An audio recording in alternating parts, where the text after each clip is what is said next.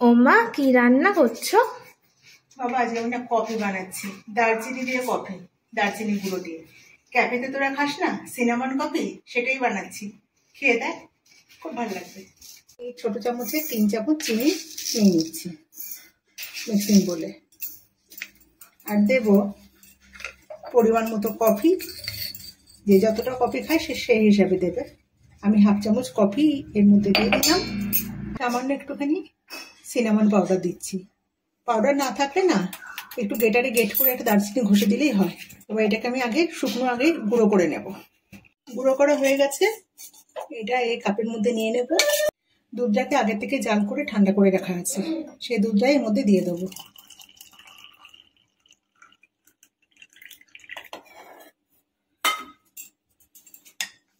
ভালো করে ঘেটে নেব।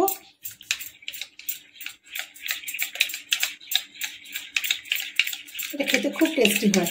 ক্যাফেতে এত টাকা দিয়ে দিয়ে খেয়ে আসে এরা, তাই বাড়িতেই বানিয়ে দিচ্ছি। ক্যাফের স্বাদ বাড়িতেই পেয়ে যাবে। এটা নিয়েছি, এবার এর মধ্যে একটুখানি বরফ দিয়ে দেবো। একটু আইস কিউব এর মধ্যে দিয়ে দিলাম। এরপর থেকে সামান্য একটুখানি কফি ছড়িয়ে দিলাম। এটাতে দেখতে সুন্দর লাগে, আর কিছুই না। আমাদের সিনামন কফি একেবারেই রেডি। রেসিপিটা কেমন লাগলো অবশ্যই কমেন্টে জানাবেন। আর রেসিপিটা ভালো লেগে থাকলে অবশ্যই একটা লাইক দেবেন এবং চ্যানেলটাকে অবশ্যই সাবস্ক্রাইব করবেন।